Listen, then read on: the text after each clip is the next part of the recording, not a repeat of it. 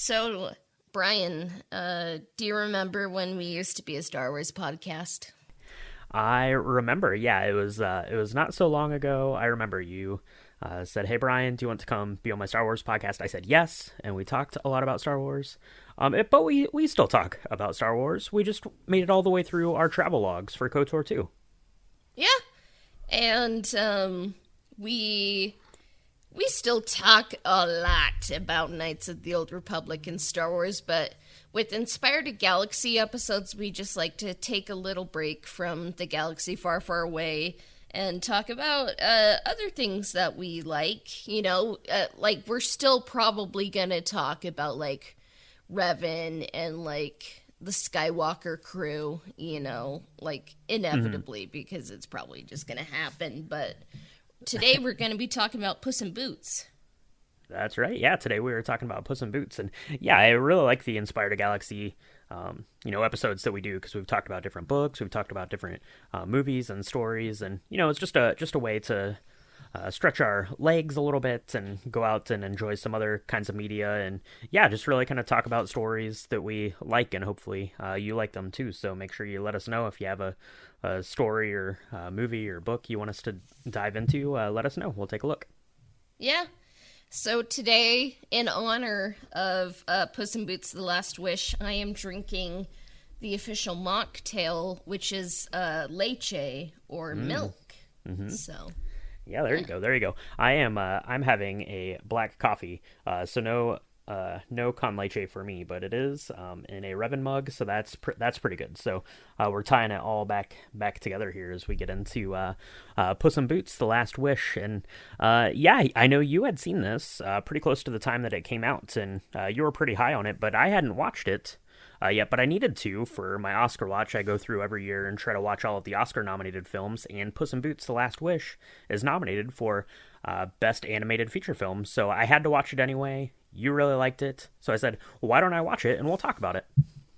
Yeah, so it ended up working out, but I thought it was funny when it started, like, the logo for DreamWorks. It's like, does every logo like now start with like showing off every IP the studio owns? And like that's kind of funny. That's right. Yeah, it's definitely a copy and paste of the Marvel intro there, where it's just showing all of the properties. I definitely noticed that for sure. And Puss in Boots is a character that I knew about. I mean, obviously, I know kind of of the fairy tale of Puss in Boots, but I knew fairy tale from Shrek 2, but then I never watched Shrek 3 or Shrek Ever After, the fourth Shrek, and then I never watched the first Puss in Boots movie. So really coming into this, I was pretty fresh on my Puss in Boots, this DreamWorks animated version. I was a novice in terms of this world. Yeah.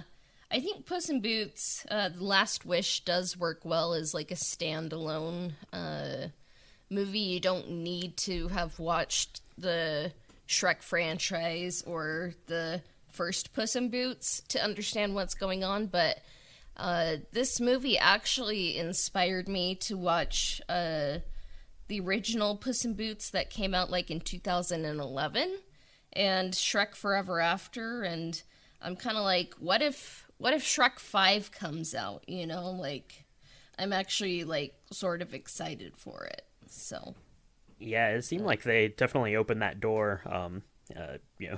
Kind of a light spoiler warning, but at the end of the film, you see them kind of going to the far, far away, which is the land of Shrek in that world. So yeah, maybe they're going to come back together for some kind of ultimate reunion, get the whole gang back together for one last kind of crazy send off. Yeah, and here we are already talking about the end, but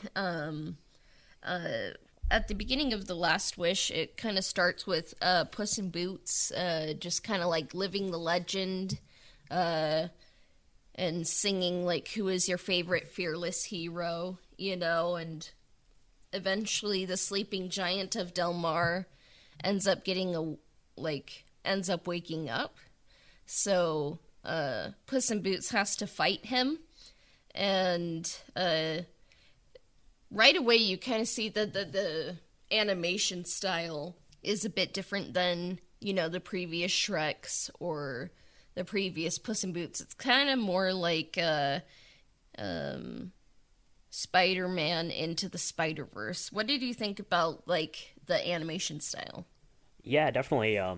Just kind of the regular animation style, just for the story, is very much just kind of that DreamWorks, that animated style that we know, that we saw in that kind of opening thing, with Shrek there, and trolls and stuff like that. But then, yeah, anytime that there was some kind of action and you got introduced to it right away, as Puss in Boots is fighting this giant. It goes into more of this, yeah, like you said, into the Spider Verse, or the Mitchells versus Machines, kind of that sort of thing, where it gets slightly cell shaded looking, a little bit more, kind of quicker cut, kind of leaner cut, almost like a very light, like anime light kind of a styling. And I thought that was really interesting. It kind of broke it up a little bit and just gave you visually a little bit more to look at and to latch onto. And I would think for the artists that were working on the project, kind of let them flex their creativity quite a bit. I really liked that kind of visual styling, and then I really liked kind of the transitions that they used, where they would kind of blow up the characters into kind of like these two-dimensional shadows, and play in kind of the next scene like in behind it as it's going out. So they played a lot with the way that this looked, I think. Yeah, and it's kind of like 2.5, like it's kind of two-dimensional, kind of three-dimensional. It's kind of its own thing, which I really like, rather than like recreating one for one like natural CGI, like realistic. Like, why not just have fun with it and be artistic and try new things that you can't really do in other mediums. So I kind of like the departure from the different animation styles. And here's a fun piece of trivia. Some people have seen the wolf in the intro fight. Did you see the wolf? I did not notice the wolf until kind of right after that fight ends, and then they have kind of their head-to-head battle there. But I did not notice the wolf in there, and I would think that if you watch this a bunch of times, you would probably see the wolf popping up periodically. Versus, the times, obviously, when we're seeing him, when Puss in Boots is seeing him and interacting with the wolf. But yeah, I would imagine that he pops up in kind of hidden ways, and silhouettes, and otherwise, yeah, kind of throughout the film, I would guess.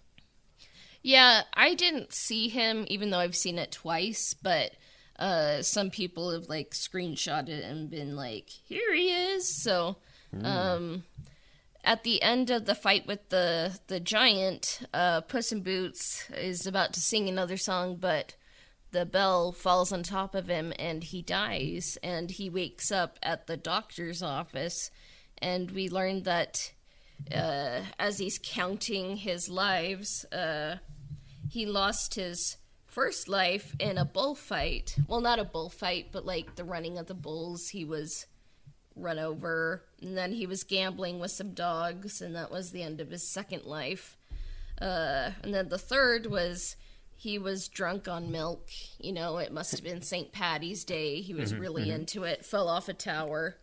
And then his fourth life expired because he was weightlifting, and he's like, I don't need a spotter, and then he died. And then fifth life expired because he was shot out of a cannon. And then his sixth life expired because he ate some shellfish, and I guess that's actually true that cats are allergic to shellfish, or at least some of them are. So. Okay. And then the oven was too hot in his seventh life, and it burned him. And then we just saw his eighth life, the bell.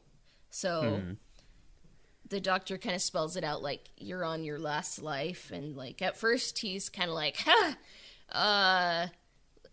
Puss in Boots laughs in the face of death, and he like just kind of takes the jar of goodies, with him from the doctor, and goes to a bar to to order, 9 pints of cream.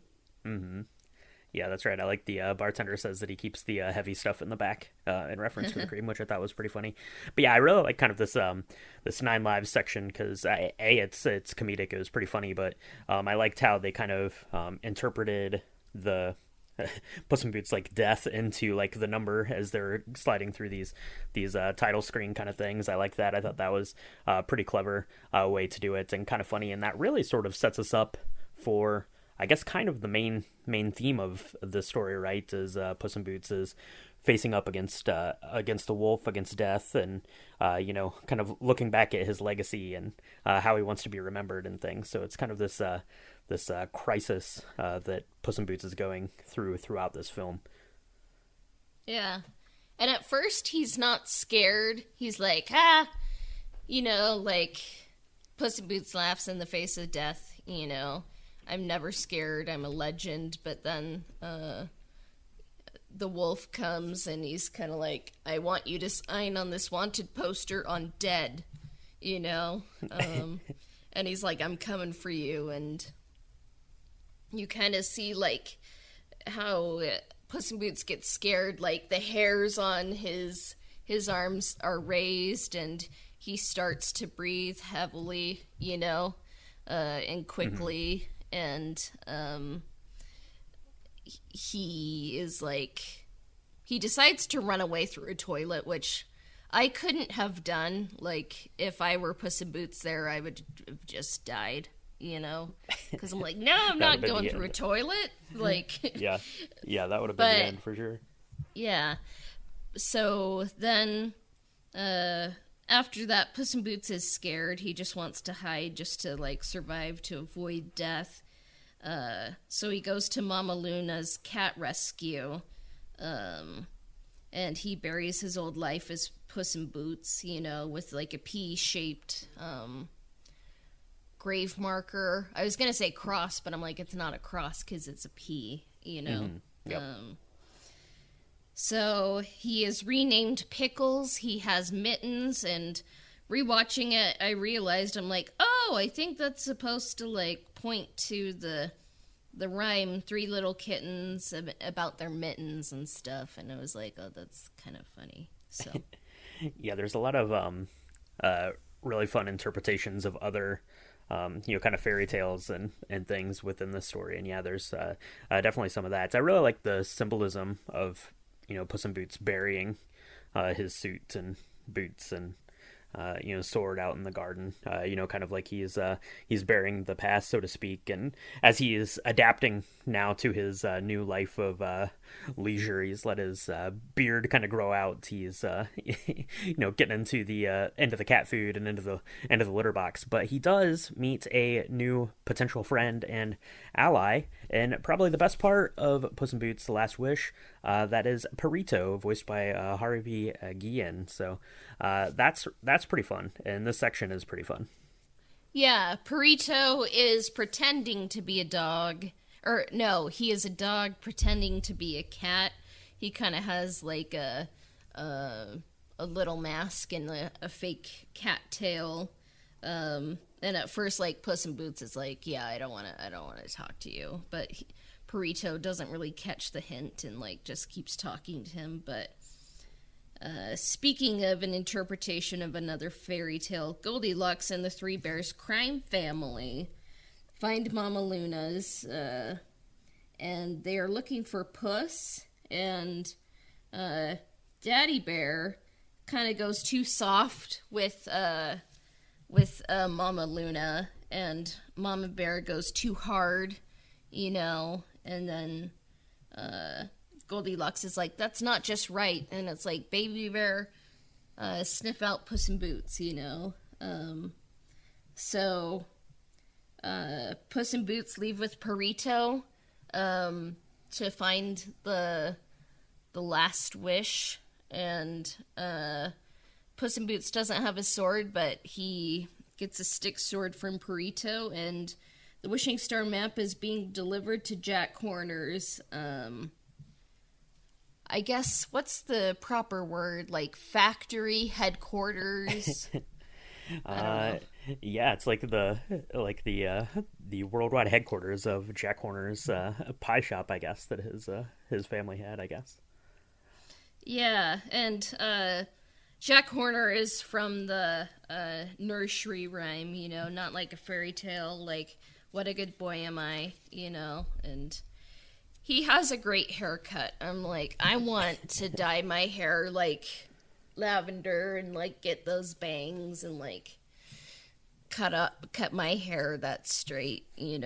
So yeah. Yeah, yeah. Jack Horner is definitely the kind of antagonist here in this story, and I will say for being this animated feature geared at kids, Jack Horner has a quite a bit of darkness in him as he's going to give pursuit as this kind of enchanted map changes hands. We learn a little bit about the map kind of at the or about this wishing star kind of at the very top of the film, and then we're introduced to this map that's going to show you the way to this wishing star that has fallen, that is going to be able to grant you kind of one ultimate and final wish. So whoever has this map is going to be able to find it. And one of the things that I really like about the map, well, as soon as I knew that there was a literal star map in this movie, I quickly understood why, Cassia, why you liked the movie so much. But really, the map was based on kind of each individual person, right? So everyone who looked at the map saw different obstacles to overcome. Yeah, and I mean later in the movie we'll kind of see like the different kind of antagonists we have in this movie. Like the Goldilocks and the Three Bears crime family are kind of anti-villains. Big Jack Horner's the true villain. He has no traumatic backstory or redeeming qualities. And then the wolf represents death. And so but and then I would say like Puss's main antagonist is facing himself. So yeah. So Yeah, it's kind of cool to see like in a kids film like just the different kind of layers of different antagonists. yeah. There's a lot of depth here. You mentioned that Puss in Boots is really you know, kind of fighting, within himself, kind of internally and externally. You have kind of this new relationship with Perito as a friend and an ally. You have a former love interest of Puss in Boots, Kitty Softpaws, Mm-hmm. is coming back into the equation. So you have that relationship working, and then yeah, you have kind of your villains of Jack Horner, and then also kind of this villainous crime family of Goldilocks and the Three Bears. So there's a bunch of layers on this, and maybe that goes back to the original Shrek, right? When Donkey says it's like an onion, it's got layers. Yeah, but they get the map and then they journey to the dark forest. And one thing I was kind of wondering is like, can you enter the dark forest without the map? Like, what would happen? But it's funny because like when Puss holds the map, he sees the Valley of Incineration, the Undertaker Bridge, and the Cave of Lost Souls, and then Kitty Softpaws, who we later learned that Puss left at the altar, at Santa Coloma. When she holds the map, she, like, gets a swamp, mountains, and abyss, and then, like, Perito's like, can I hold the map? And then they're like, sure. Then it's like, oh, a pocket full of posies, a relaxation river, etc. And they're like, yeah, you can hold the map. So they are kind of making their way through it, kind of learning some life lessons, like about enjoying life and like smelling the pocket full of posies, but Jack Horner is in pursuit. And he's not playing by the rules. He just runs everyone over and just kind of uses all the magical items he has to try and get to the map, and Ethical Bug, who is he kind of has a voice like Jimmy Stewart. Kind of like in your favorite film, you know. Yeah. Yeah, that's right. I loved Ethical Bug, and yeah, his Jimmy Stewart kind of take on things. And one of the neat things about Jack Horner is that he's got this collection of basically every like magic item from every kind of fairy tale and children's book story that you've ever seen. So you have kind of this neat sort of scene where he's just going through and taking all of these things and putting them into a bag, and then we get into the woods and he's pulling all of these things out and pulls out Ethical Bug, and I really like because Ethical Bug is like everyone has some good in them. I just have to find it, and he's trying to help him, and he eventually turns and he's like, "You're irredeemable," which I really like because yeah, Jack Horner is not playing by the rules. He is not a particularly nice guy, and he doesn't care, and he wants to use the ultimate kind of last wish to basically just hoard all of the magic for himself. Not that he really wants it for any particular purpose other than he wants to be the one that has it and not let anyone else have any of it. Do you think that Jack Horner could be said to represent a certain conglomerate that made their money with, fairy tale movies? Ooh, maybe. Yeah, it's very possible. Especially as you see the different fairy tale items. Most of those are pretty parallel to what you might see in another conglomerate. So definitely could be some storytelling ingest there for sure. But yeah, I really kind of like him as an antagonist just because he's willing. It's very different than what you see in villains and children's stories. He, by all accounts, is pretty selfishly evil. We don't really get any of his kind of reasonings for why he's evil other than he just is. Yeah, and then Puss undergoes some changes on the River of Relaxation. His stick sword is traded for a dagger, and he shaves his beard. What do you think the beard represents in Puss's journey? I think kind of on the surface level of it, I think it's just kind of a kind of visual indicator that he's let himself go, right? He's buried his past kind of out in the yard. He has adopted to this new life and kind of let go of his persona as Puss in Boots. So therefore, I think it's kind of symbolic as Kitty Softpaws, is the one that's kind of cutting the beard back for him. She's the one kind of giving him, a purpose as Puss in Boots. There, she kind of shaves his beard and gives him that dagger, kind of reestablishing, Puss in Boots as this hero of our story, as opposed to Pickles, this this has-been of Puss in Boots. Yeah, and so then he kind of looks more like his normal self, and the beard did grow on me, but it is nice to just see Puss in Boots kind of back to his basics, Mm-hmm. And then a fight breaks out on the River of Relaxation. Goldilocks gets the map, and the last step turns into Nostalgia Pines. And then we actually see Puss in Boots have a panic attack, and Perito helps him while he has the panic attack. And I'm like, oh, this is such a nice moment. And he kind of explains to Perito, he's down to his last life, and he's like, he can't be Puss in Boots, because Puss in Boots is a legend who's not scared of death, Mm-hmm.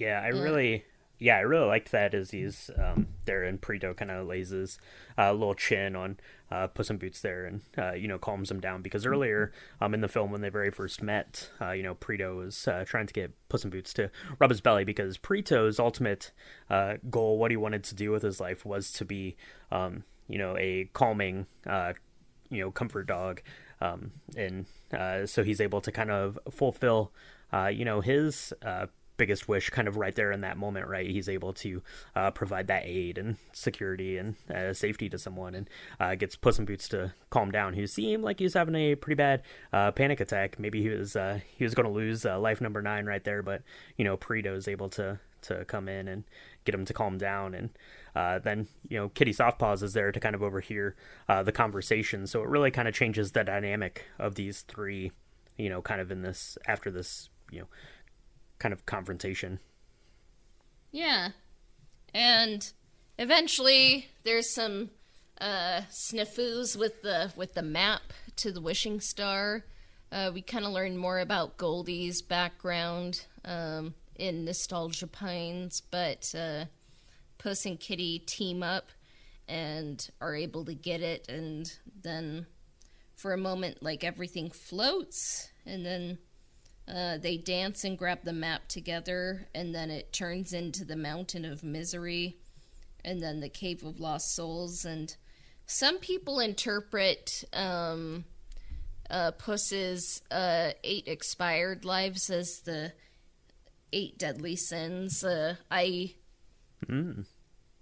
I didn't really look into that because I can't really remember what the 8 deadly sins are, but that interpretation is out there. I'm sure you can find an essay on it, but yeah. That didn't strike me. I could see parallels for most of those. I only knew of 7 deadly sins myself, but so I don't know. Certainly, that kind of spawns me to want to go back and maybe not even necessarily rewatch it, but go back into his past lives and do a little analyzing there for myself, see if I can come up with some good parallels.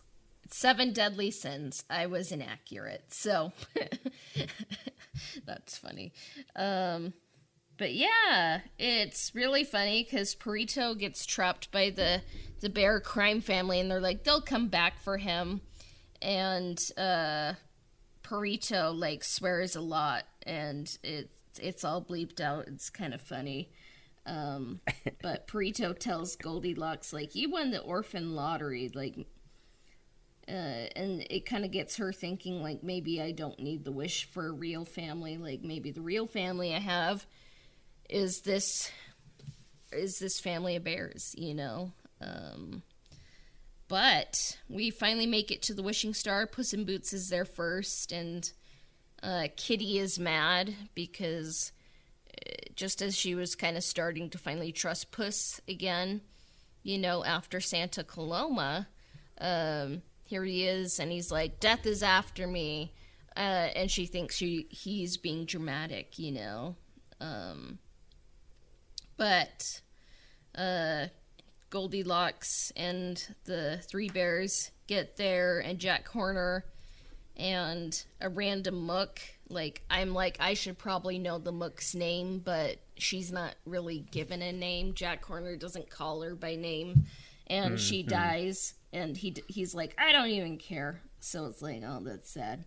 So he brings her along because she was kind of left hanging on the side of a cliff after he gets rid of his little Jiminy Cricket stand in there, and he just asks her if she doesn't talk very much.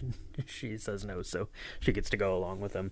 But yeah, you kind of have all of these forces are coming together here on the surface of this wishing star kind of thing, and it's just really neat because you've gotten kind of these life lessons. Perito is kind of inspired the bulk of them, but really, as it comes down to it, kind of everyone's ultimate wish are things that they've fulfilled in their life, right?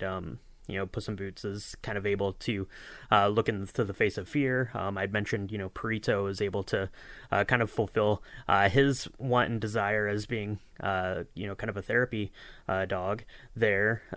Kitty Softpaws has, been able to put her trust back into someone after, being spurned by Puss in Boots earlier in their story. And, Perito has gotten through to Goldilocks that, she has a great family. She doesn't need to wish for a different family because she's already got one. So, yeah. And then, not to be outdone, the wolf shows up, and he kicks Puss in Boots' sword to him, like his rapier to him, and then the wolf asks, like, lives flashing before your eyes, and then he just says, no, just one. So it's like he faces death, like, he's not an arrogant little legend anymore. he's just able to face it, and the wolf is like, oh, this is like kind of killing my thunder, because I was wanting to take the life of like just an arrogant person, well, cat, and Puss has like kind of accepted his mortality and kind of become a better person, but so then the wolf, who is really a psychopomp for death, is like, we'll meet again one day, and Puss accepts that, and then Jack Horner, when he was trapped in the nanny bag, he found the eat me that makes him a giant. So we thought like Jack Horner was taken care of, but what Perito does is try the cute eyes that Kitty and Puss did earlier, and it's kind of funny. Gets a nosebleed, yeah. Trying to bulge his eyes out there. Yeah, and that wasn't the point. And Jack Horner's like, "It's so cute how you thought that would work," and it's like, "Oh no, I was just distracting you for a second." So what happens is Puss and Kitty give Jack Horner Spanish splinters, which is like the sword goes under the nail of the thumb. And what I can say is, when I was cleaning a fridge once, I was just trying to like get rid of some old food with my thumbnail, and like I've had a Spanish splinter because of that before, so I'm like, yep. They hurt, and yeah, every time he does it, yeah, first to the giant at the beginning of the film, and then at the end, and every time I'm like, I don't like to see it. Yeah, so then the Goldilocks and the Crime Bear family help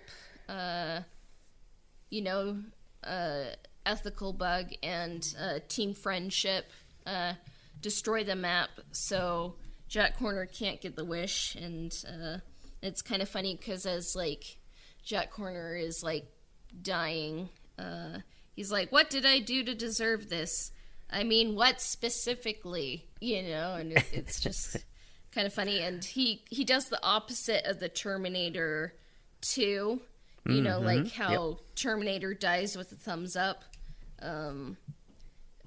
He has his thumb down, kind of like the nursery rhyme. That's right, yeah. Yeah, I was gonna say, it pays homage there to one of my other favorite films, Terminator 2, at the end with his thumb there. So, evil has been dispatched. I guess Goldie and the three bears now are, I guess they're still a crime family, but that's okay. They're gonna go on and go off and do their thing, and then we have Team Friendship to go off and sail off into the open seas, and maybe one day, I already spoiled it way at the beginning, but maybe meet up with some old friends. So yeah, and far, far away. So Shrek 5 tease, I'm ready for it. So, oh, and are you ready for some lightning round trivia? No, but yeah, let's let's do it. I'm always ready for trivia. Let's do it. Oh, it's not trivia. It's like trivia about the movie, not like who is your favorite character. But oh, okay. Did you know that during the montage where Big Jack Horner assembles his baker's dozen, the horses pulling the carriage were actually unicorns whose horns were cut off? Oh, I did not notice that. No. Yeah. And then at 1 hour and 42 minutes, this is the longest film in the Shrek franchise. Okay. That makes sense. That makes sense. Yeah, which I love because it's actually kind of like short. And some Oscar-nominated films are like, yeah, it's like kind of almost like 4 hours, but you can deal with that, right? And I'm like... Yeah, for sure. Yeah, just hour and 42 minutes. Yeah, it has a really nice pacing to it, and we kind of talked through the story there a little bit, but there's a lot of layers and things that are going on. So it definitely used all of that time. It didn't feel like there was any sort of dead time, and that's often the case, I guess, with animated films because everything is having to be created by the artists that are working on it, so you don't have a lot of kind of filler time there, so to speak. It stays pretty much on point to tell the story, which is really nice. Yeah. And then there are several callbacks to the first movie. Puss and Kitty dance together to take the map from Goldilocks because they kind of had a big dance in the first Puss in Boots. A cat in Mama Luna's home says, "Ooh," like in the first movie. Okay. And Humpty's name is in the fairy tale book that Goldilocks reads. And yeah, Humpty's in the first one. I didn't really like his character, but he is in it. So yeah, I noticed. Like I'd mentioned, I hadn't seen the first Puss in Boots film or the third and fourth Shrek, but I did notice Gingerbread Man and Pinocchio both got some screen time here. I remembered them being in there from Shrek. I'm sure that there are others too. And then I think in one of the flashbacks, Puss is seeing kind of his life flash before his eyes, every time that he has one of these encounters with death. And then by the end, it's kind of focusing more on Perito and Kitty Softpaws, but you have kind of the flashback and shows him walking with Shrek and Donkey and that kind of stuff going on too. Yeah. And then the last bit of trivia is this film's title was announced as Puss in Boots 2, 9 Lives and 40 Thieves back in June 2014. Okay. Now, I knew that this had been in development for a long time because I think Guillermo del Toro wanted to do the sequel or had like some sort of vested interest in doing it or something like that. So it kind of went in and out. But yeah, because I think the first Puss in Boots, I think, came out in like 2012, so it's been quite a while. Yeah, so it's kind of been in, the Hollywood, the term is development hell for a while, but I'm kind of glad they waited for the right story and kind of did something different with the animation style, so I'm glad we got it now. And it's nominated for an Oscar, so that's pretty cool. Yeah, because it seems like, and I literally just mentioned it that I hadn't seen the first one, but just kind of looking back at that one and some of kind of the reviews and takeaways from that, that just by all accounts just seemed like some kind of standard, kind of story that, they were capitalizing off of this kind of spin-off character from Shrek that was so well beloved and things like that. But this very much feels like it's, kind of its own story and very monumental and, kind of the tale that they're willing to tell. It's not really banking off of that nostalgia from Shrek, so to speak. It's definitely its own thing and can carry its own weight. Yeah. I guess, what did you like most about Puss in Boots: The Last Wish?